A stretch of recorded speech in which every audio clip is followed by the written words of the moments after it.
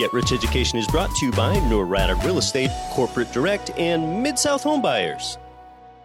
Garrett Sutton here, Robert Kiyosaki's asset protection attorney and the author of Loopholes of Real Estate. As an American or foreign-based investor in U.S. real estate, you know we are a litigious society. You know that you need to protect your real estate and paper asset holdings with the right mix of LLCs and corporations. My firm, Corporate Direct, not only forms these entities, but importantly, we properly maintain them too. If you fail to follow the corporate formalities, you can lose it all in an instant. Corporate Direct is your source for LLC protection and maintenance in all 50 states. Visit corporatedirect.com or call 800-600-1760. Mention Get Rich Education for a free bonus. Switch your resident agent service to us and receive another bonus. It's all good. We look forward to assisting you at corporatedirect.com. Welcome to Get Rich Education with Keith Weinhold, giving you information and ideas on the investment that has turned more ordinary people into millionaires and billionaires than anything else, and can provide you with more wealth and happiness than you ever thought possible. Now, here's your host, investor, entrepreneur, business owner, and educator, Keith Weinhold.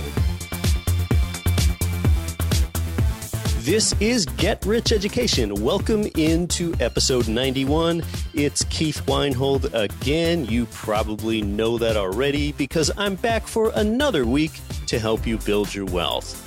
I know of a great quote that reminds me of you and reminds me of this show, and that is this: a rich man digs for gold. A poor man is concerned with the price of a shovel. Again, a rich man digs for gold. A poor man is concerned with the price of a shovel. We can surely insert the word woman for man in there as well. More on that in a minute. It's just going to be you and I today. On the last several shows, we've had a great run of guests that have totally added value to our lives and perspective to our wealth building. It's time for a one-on-one here again, just you and I. Today we're going to talk about how wealthy people think and how you can think like them.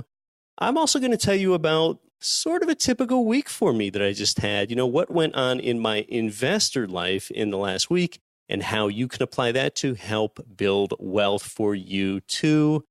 A lot of financial shows out there, well, definitely, I'm going to say most financial shows, you know what? They're not really even concerned with telling you how to win. They don't tell you how to create wealth at all. Instead, it's about how to avoid losing. So many shows want to tell you how to budget, cut back, settle, limit your experiences, go on fewer vacations. So yes, people actually spend their time consuming content just to try to figure out how they can be worse off, okay? And they don't even see it that way. Save, sacrifice, defer, so that someday, 30 years down the road, you can enjoy life. I mean, seriously? And you know that I'm not kidding about this. I mean, that's their thing right there, okay?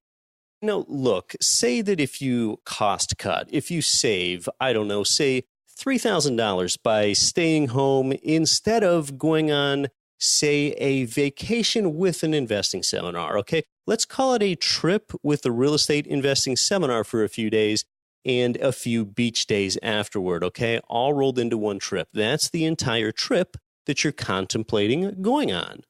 Well, if you stay home instead, you've got to ask yourself, all right, now while you're there at home, are you living your dreams?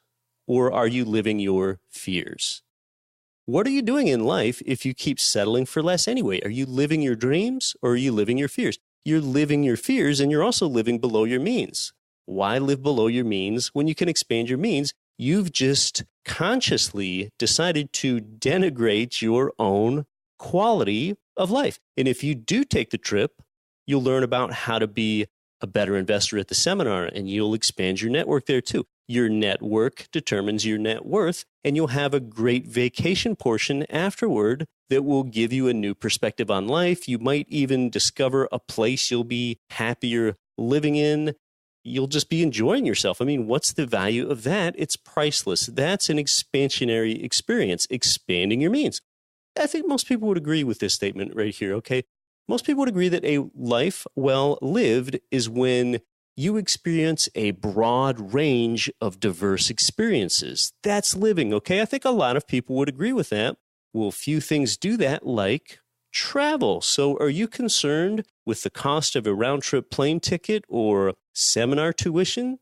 Well, a rich man digs for gold. A poor man is concerned with the price of a shovel. Get rich education. Getting rich means living a rich life more so than having a lot of money. All right, but what if you're less established in your financial situation and $3,000, that's just simply too much expendable money for you to blow through? Well, then, like we say, you probably don't have a money problem. Yeah, you actually don't have a money problem. You instead have an idea problem. Lack of money is just a symptom of the underlying idea problem. So that's why on this show, we give you the ideas, which kind of are those prospector tools, if you will, so that you can dig for gold, like a shovel, like a pickaxe, like a hammer and a chisel, so that you can dig for gold.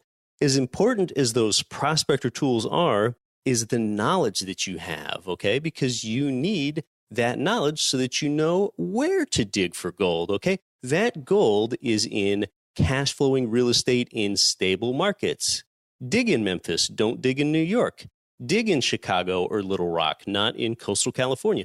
Now, some might even have the $3,000 to spend to expand their means, expand their context, and expand their knowledge, but they're under that school of thought that, and this is really an interesting approach when people say this, okay? Let's pop the hood. Let's crack this one open right here, all right? What about this old scarcity-minded notion that's still so pervasive today? Okay, here we go. Are you ready for this?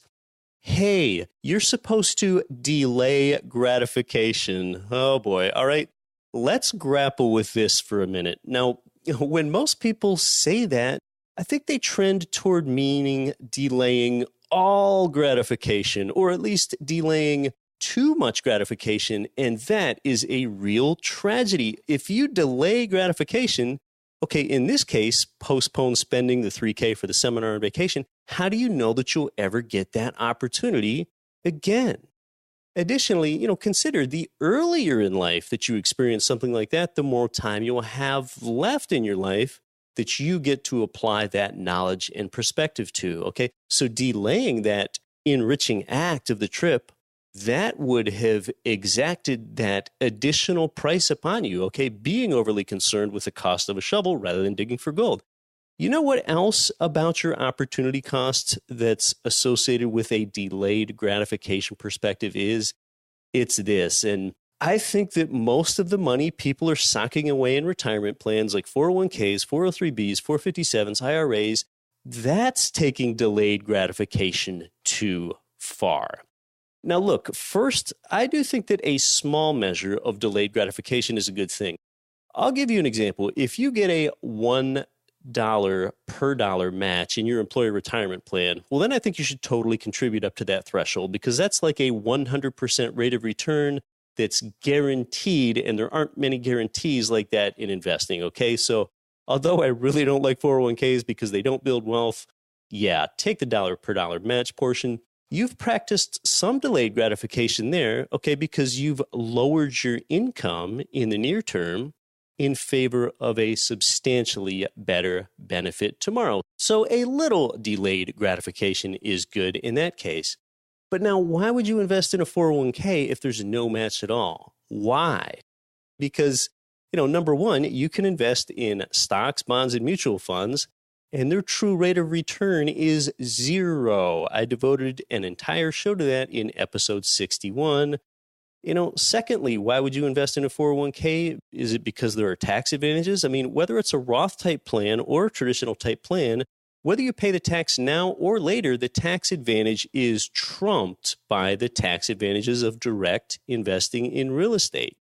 The other reason one might invest in a 401k, or they're thinking that's a good idea, is the big question that you've got to ask yourself as it relates to delaying gratification in investing in a retirement plan is this, and this is the biggest one.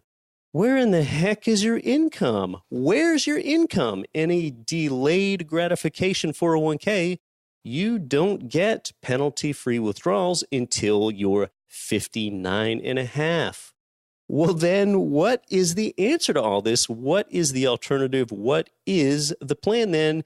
Well, sadly, many people think that there is just no alternative to that bleak plan that I just outlined, and they don't even know that it's bleak. Well, as any GRE listener knows, when you put a, say, 20% down payment on a carefully chosen cash flowing income property, okay, look, here's what you've done instead. First of all, you have met that small measure of delayed gratification because you didn't consume that 20% down payment today on lifestyle. You didn't consume it, you invested it.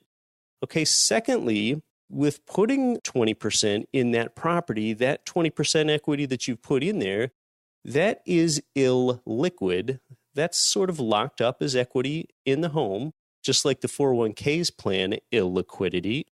As a leveraged asset in that home, that income property, that piece of real estate typically outperforms that appreciation rate of the S&P 500 over time because you're leveraged.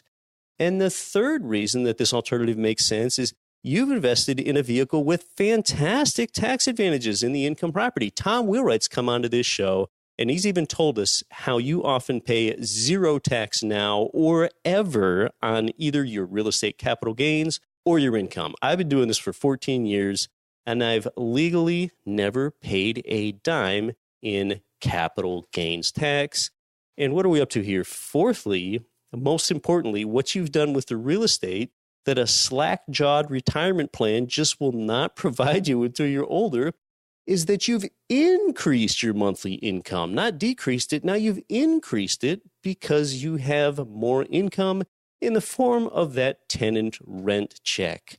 So rather than decreasing it, which is what you do when you make that 401k contribution every month, you've increased your income monthly, and you've increased it in young age, in middle age, and in old age. Why delay all gratification when you can do that? Okay, so yeah, you truly can have your cake and eat it too then. I mean, what good is cake if you can't eat it anyway, right? So, well, then you might ask, then why does it seem like so many people contribute to 401ks? Okay, in fact, about half of Americans contribute to those plans. And you know what? A lot of people think it's sad for that half that doesn't contribute. Oh no, it's also sad for the half that does contribute and doesn't know any better, okay? Those that do contribute are delaying too much gratification, and they won't get so many of those $3,000 seminar/vacations or other opportunities that give your life context, richness, and meaning. Well, then why do they contribute to, what I like to call the life deferral plan, the delay all gratification plan? It's because they just don't know any differently. Again, the scarcity mentality is abundant and the abundance mentality is scarce. When you contribute to a 401k, think about it. You're doing like everyone else does and everyone else that they know does. And when you do what everyone else does, you only get what everyone else has got. The thing is, like 401k contributions, they are extremely easy. It's so easy to reduce your income that they'll deduct it right from your paycheck for you, okay?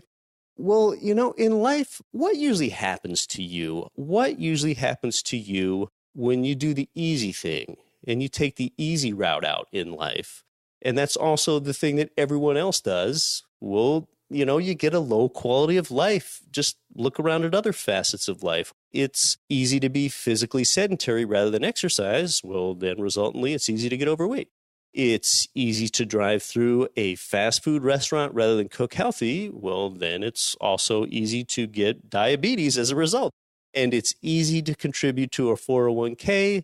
And then it's easy to live a limited, scarcity-minded life where you're settling for less. So it just kind of all goes together. If you take the route everyone else takes, you're going to get what everyone else has. And, real estate, it's not even all that difficult, but it does take some learning.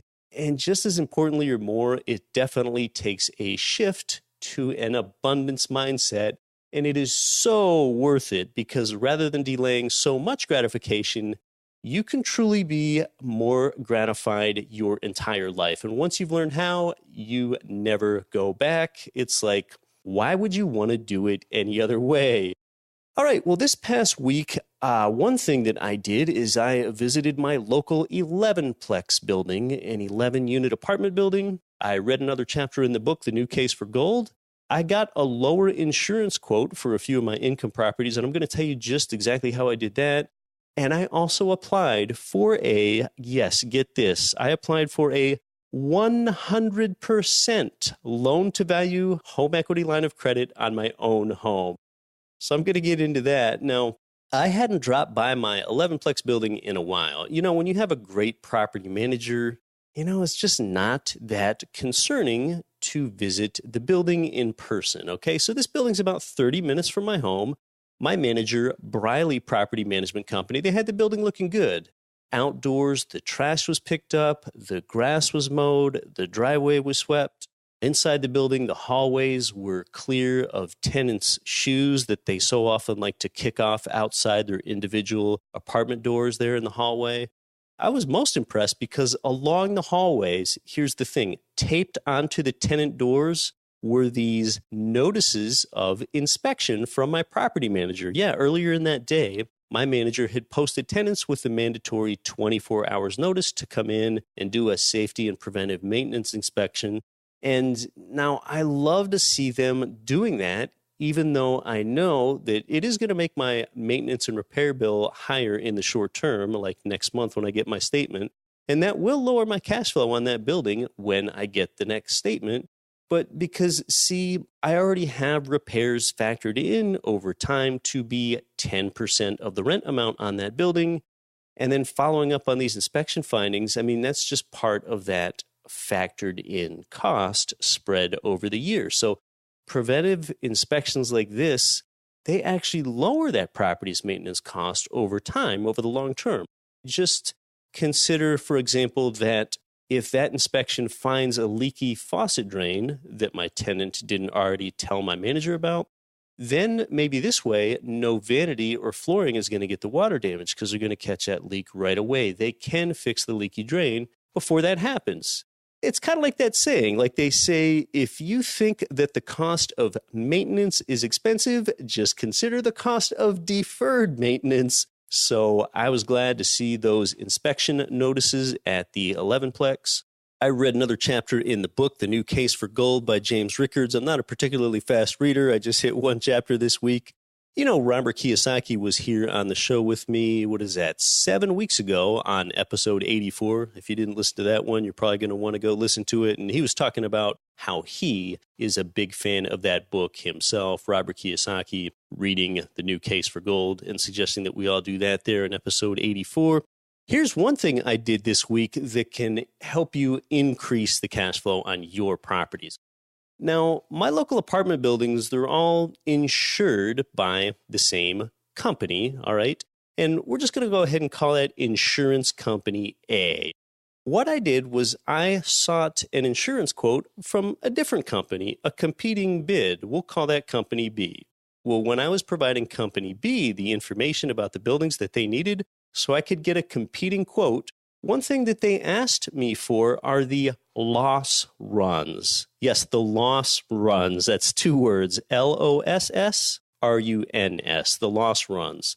These loss runs are reports that your insurance company, they provide them to you free of charge that show any claim activity against your policies. So it's like a lineup of the claim history that you've had on your buildings in your history of being insured with that company. Okay, so here's what happened. I had to go ask my current insurer, Company A, to provide me with the loss runs so the Company B could see my claim history before they'd give me a competing quote. Well, my insurance agent at Company A, in an email, he replied to me, "Why do you need the loss runs, Keith?" Well, my reply back to my insurer was that this other company, Company B, needs the loss runs so that they can provide me with a quote. Well, as soon as Company A heard that I was getting another quote, and they knew that I was shopping around, and they believed that I was shopping around. Believe me, they believed it when they saw that I knew to ask for the loss runs. Well, before Company B could even finish the quote for me, Company A dropped my insurance premiums 9% across the board, across all the properties that they insure for me so that they could stay competitive and keep my business. So I kept my business right there. Now, that lower insurance premium that I pay across the board for those buildings now, that increases my cash flow, and that increases the cash flow just the same way that raising the rent would have increased my cash flow. And that is a really good thing that increased my cash flow, because my properties in this local market portion of my portfolio, I have not been able to get rent increases on those, unlike most places in the United States that are experiencing rent income growth. But that's a different story in and of itself. So the good thing about increasing your cash flow by decreasing your building's expenses, instead of raising the rent, it can be better to reduce your expenses, because if you raise the rent, that might make a tenant leave. And if you lower the building's insurance premium, that's not going to cause any tenant to leave. Okay, your tenants won't even know or care that happened. So the lesson there is, where it makes sense, maybe ask your insurer for the loss runs, and it might quickly lead to improving your cash flow. I've got something else actionable like this to tell you that can increase your wealth, and a lot more right after this short break. This is Get Rich Education. Cash flow real estate investors nationwide and worldwide, this is Get Rich Education's Keith Weinhold. Forbes has rated Memphis, Tennessee as the #1 cash flowing market in the world. Our good friends at Mid-South Homebuyers have been Memphis's premier turnkey real estate provider for 14 years, with a stellar reputation and an A+ rating with the Better Business Bureau. Owner Terry Kerr was born and raised in Memphis. Yeah, he knows the market, and has renovated and sold over 1,000 houses in the Memphis area. Find out what their many repeat buyers already know. Their houses are completely renovated, even come with a 1-year builder's warranty and a lifelong rental guarantee. They're a perfect fit for the first-time out-of-state investor or the seasoned investor diversifying their portfolio. Mid-South Homebuyers' friendly staff makes investing easy. Learn more at midsouthhomebuyers.com or give them a call at 901-217-HOME. Are you looking for a roadmap to financial freedom? If so, we have a solution for you. Norada Real Estate is offering a limited number of free strategy sessions to help you get out of the rat race. Learn how you can create wealth and build monthly passive income. To set up a time with one of our knowledgeable investment counselors, simply go to noradarealestate.com. That's NORADA realestate.com. This is Rich Dad Advisor Ken McElroy. Listen to Get Rich Education with Keith Weinhold, and don't quit your daydream.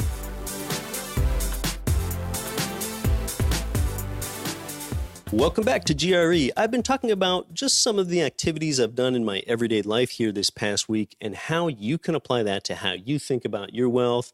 And yeah, this week probably wasn't exactly typical. I did more finance and investing activity than I usually do, and I'm doing a lot of stuff besides that. It is summertime here, and I'm doing a lot of stuff that has nothing to do with finances. In Anchorage, the high temperatures are typically in the mid-60s to low 70s here this time of year, and it's just really comfortable for playing croquet in the yard. The grass is really green, or I'm doing more active stuff like bicycling these challenging dirt trails in the woods of this park near my home, or doing some running. And, my running has slowed down. I've had a few injuries these last few years. I had knee surgery a few months ago. That's fully recovered. That's good. It's the ankle surgery that I had a few years ago. Gosh, I might need to have another surgery because that ankle just hasn't healed quite right. That would be so frustrating to go through all that again. One thing I'd like to do is break my 5-kilometer running race personal record of 17 minutes and 31 seconds for a certified distance course, but that just isn't going to happen this year. This nagging ankle thing is reducing my training, so I don't even think I'll do a running race at all this year. So I'm not so into the maybe next year thing, And, well, again, see, that would be delaying gratification, right? So one thing that I did get going this week is that I applied for a 100% loan-to-value home equity line of credit with a major national bank. Okay, so let's talk about how that's going to benefit me and why something like that might benefit you. So what I'll do is I'll keep my first mortgage in place because it's at a great 3.5% interest rate, okay? And then I'll add on the HELOC, H-E-L-O-C, home equity line of credit, as a second mortgage. And again, we're just talking about my primary residence here. There is dead equity in my primary residence.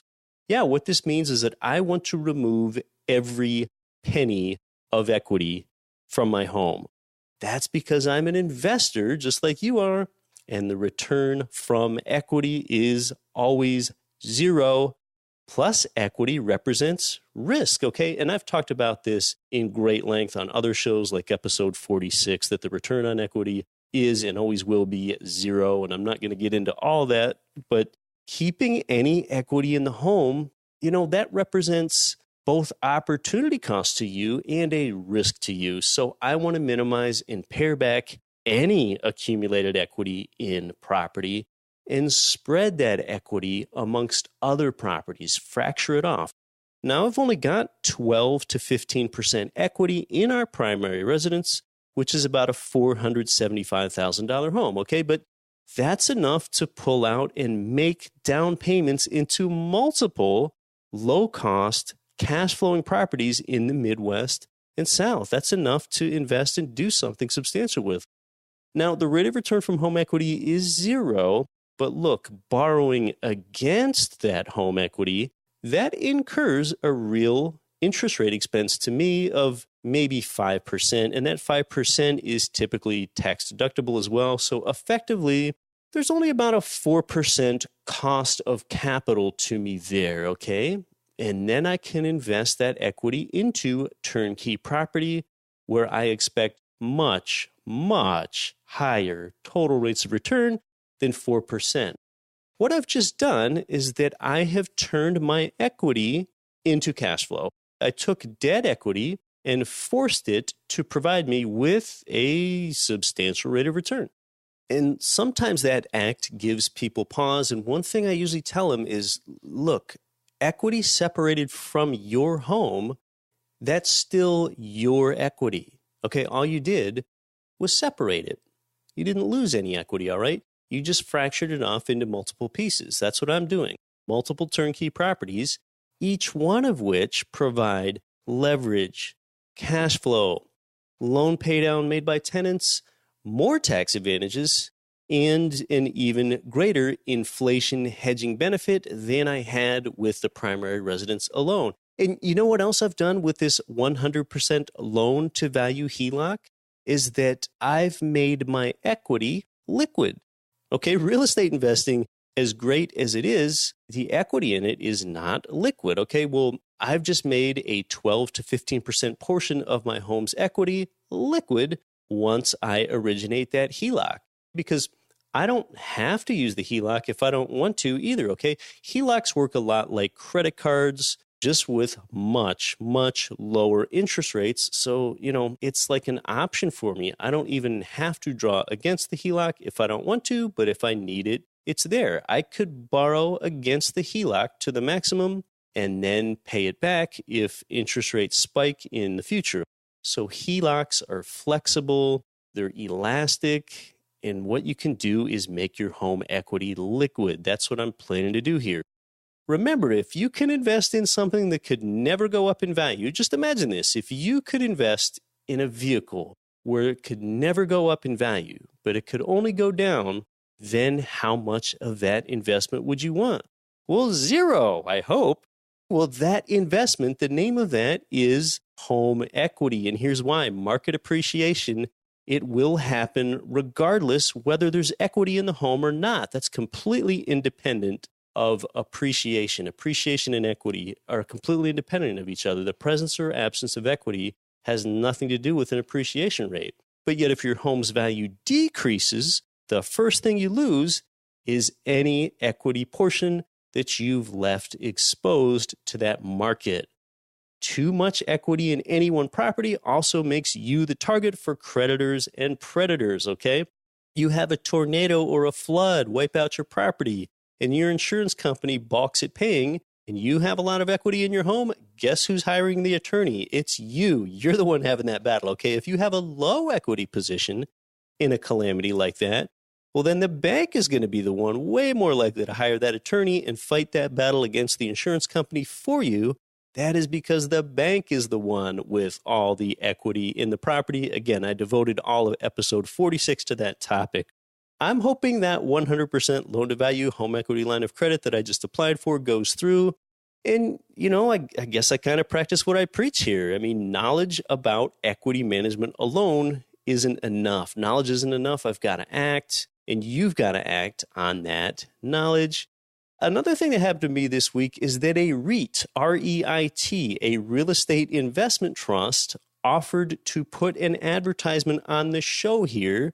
And, I guess I should never say never, but exposing my audience, you, to a REIT ad, it's just something that I don't think I want to do. So I decided no on that. I mean, a REIT behaves more like a stock rather than a piece of real estate that you control. It's securitized, and a REIT's returns are typically commensurate with that stockish behavior and those lower returns. So I just didn't see how that was going to benefit you. And I am quite selective about the commercials that are run here. Okay, if you hear an ad on GRE, it's typically something that I would invest in myself, or I actually am invested in it myself.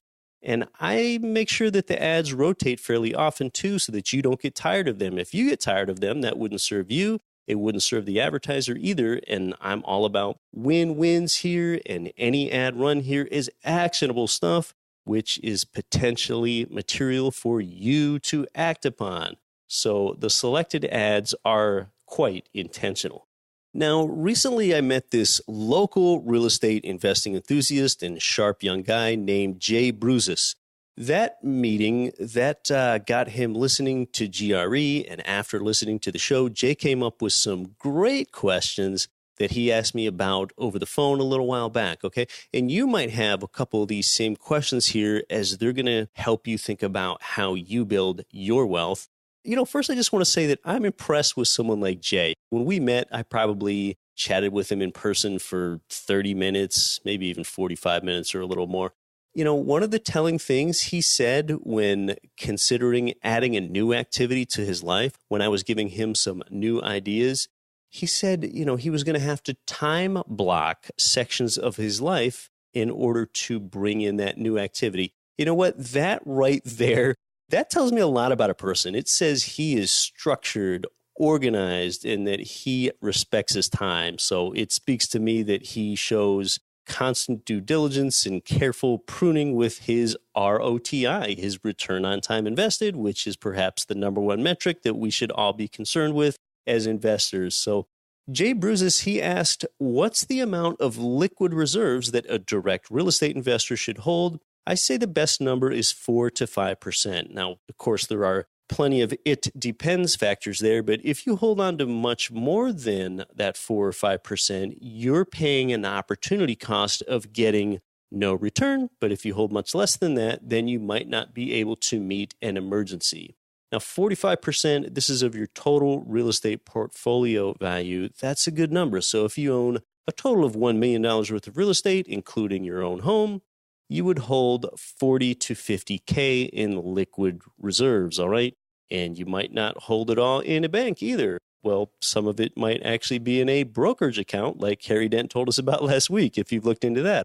A portion of those liquid reserves, they might even be in gold or silver, okay? It all counts as liquid reserves. Why don't I say one would need to hold more? Well, remember that you typically have property insurance on your own home and on your income property. So if you qualify, your insurance would kick in once you meet that insurance deductible. So you are hedged that way. And remember too, when you purchase a turnkey property, it's typically fully renovated at the time you purchase it. And that makes it less likely that anything substantial is going to go wrong with it for quite a while. And it's also been third-party inspected for defects prior to you purchasing it as well. At least I suggest that you always get that property inspection before purchase. So 4 to 5% is the answer there. Now, here's a really insightful question that Jay asked that shows that he is smart and that he really listens to this show closely. And we do have super smart listeners here, okay? He asked me, all right, now, Keith, if you say don't live below your means, expand your means, well, if that means that you shouldn't focus on cutting your expenses and instead you should focus on increasing your income, well, then why is Michael Blanc on your show talking about how to reduce the expenses on a building? Awesome question right there. I mean, what about you? Did you ever find that notion antagonistic yourself? That is, if you're focused on expanding your means, then why focus on reducing expenses? Is that contradictory? All right. I think that's just another way to ask it. Such a good question. All right. Now, first of all, I don't necessarily agree with every guest in what they say on the show here, okay? But I do agree with Michael Blanc on this one. Reducing your building's utility expenses like he talked about, that has every bit as much of an effect on your cash flow as increasing the rent income would, okay? Same effect. Just like I talked earlier in the show about reducing your insurance premiums on your properties. Here's the difference. It's okay to focus on cutting your property's expenses, but I don't like to see you focus on cutting your expenses, like your personal expenses. Okay, I'll repeat that. It's okay to focus on cutting your property's expenses, but I don't like to see you focus on cutting your personal expenses. If you cut your building's expenses through lower utility costs or a lowered insurance premium with the same coverage, well, that did not diminish your quality of life at all. Yet you've increased your cash flow and you've expanded your means right there. Okay, so you are staying within the mantra of don't live below your means, expand your means. You're cutting your building's expenses rather than directly cutting your expenses. Okay, now directly cutting your expenses, that would be doing something like deciding not to go on the $3,000 combination seminar trip vacation. See, that type of decision, that just diminished your lifestyle when you cut those personal expenses. So cut your property expenses. When you cut yours, your personal ones, that's usually not getting you ahead. In fact, I aim to increase my personal expenses every year. Yes, I said that, okay? I look to increase my personal expenses every year as I expand my means rather than live below them. And I want you to have the ability to do that too. But I do keep production ahead of consumption. It's just that my income must increase at a rate equal to or faster than my expenditures. So thanks to a smart listener like Wasilla AK's Jay Bruzis, okay? There are so many listeners that I appreciate too, and I could never go name every one of you. So, let's get back to something here. Getting back to touching on the 4 to 5% liquid reserves as a percent of your real estate portfolio, and that 4 to 5% that's prudent to hold on to with liquidity. We hold that because I want to remind you that things do go wrong in real estate, okay? And I've talked about real estate problems on countless shows. I have, I think, a perspective for you to think about real estate problems. Let's give an example of a problem. Say a tenant moves out 8 months into their signed 12-month lease because they're in the military and they just got stationed somewhere, okay? Or another example, I don't know. When you're in the process of buying a property, it takes longer to close than you expected because the inspector's repair findings take longer to remedy. Well, those are problems. And you know what? I find it funny that when investors have a real estate problem, they tend to inflate the real estate problem to a greater magnitude than what the problem really is. Well, if that same investor, they still work a day job and they have a problem at their day job, I mean, geez, you've likely got more problems every week at your day job than you do in months or years with your income property, okay? Yet people seem to minimize the magnitude of problems at work and maximize them in the real estate. I don't know why that is. And you know what else? When you have a problem at your day job and then you resolve it and get back on track, then you're just back on track of trading your time for dollars again, okay? If you have a problem with your income property, once you get that resolved, then you're back on the track of creating passive income again, income that you didn't even have to work for. So just putting problems into perspective there, it's just funny. I don't know why that is, but a lot of people think that way. So, well, if you're a Get Rich Education listener, you're likely pretty interested in turnkey income property. But, inventory just kind of gets tighter in a lot of markets as markets heat up. And as more people find out about the efficiencies and the potential for high returns from turnkey income property, and, people realize you've still got an opportunity to snatch up a boatload of low-priced income properties and tie them up with these super low fixed interest rate debt terms for 30 years, plus, of course, their debt payments, which we have the ability to completely outsource to our tenants, of course. In fact, a few weeks ago, we had the Kansas City Properties webinar that you might have attended, where all of these hand-selected income properties sold out in just 1 hour, and I've never seen that happen before. As a GRE listener, you have these buying opportunities that are not available to the general public, and congratulations to you. You are acting, okay? So we've got experienced buyers scooping up these turnkeys in investor advantage submarkets, and we've also got beginning buyers, and congrats to those beginners, As a beginner, at some point, I think people stop being afraid of what could go wrong and start getting excited about what could go right. And, why waste time searching for the best deals and the best submarkets yourself when we just send you a webinar link to these properties that are already hand-selected? Do your due diligence. Don't ever buy a property just because it's called turnkey, okay? It needs to make sense on the day that you buy it. Well, you can get access to that webinar link for those private buying opportunities by subscribing to our free newsletter at GetRichEducation.com. That's all you do.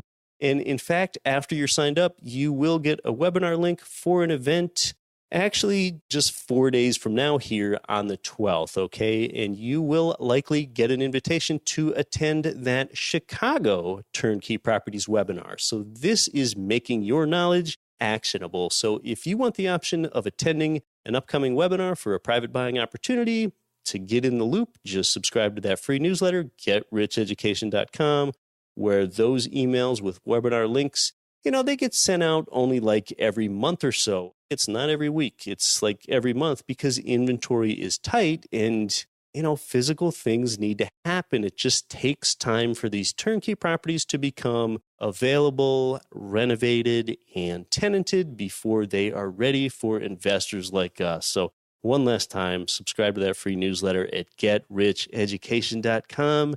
It just doesn't get much easier than that. A rich man digs for gold. A poor man is concerned with the cost of a shovel. Hey, it was great chatting with you today. Just you and I again, the way it used to be.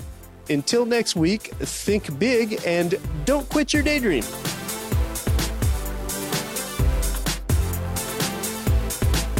You've been listening to Get Rich Education, telling you what the wealthy won't tell you about real estate and investing.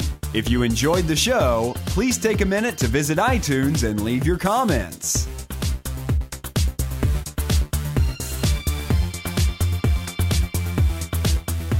Nothing on this show should be considered specific, personal, or professional advice. Please consult an appropriate tax, legal, real estate, financial, or business professional for individualized advice. Opinions of guests are their own. Information is not guaranteed. All investment strategies have the potential for profit or loss. The host is operating on behalf of Get Rich Education, LLC exclusively.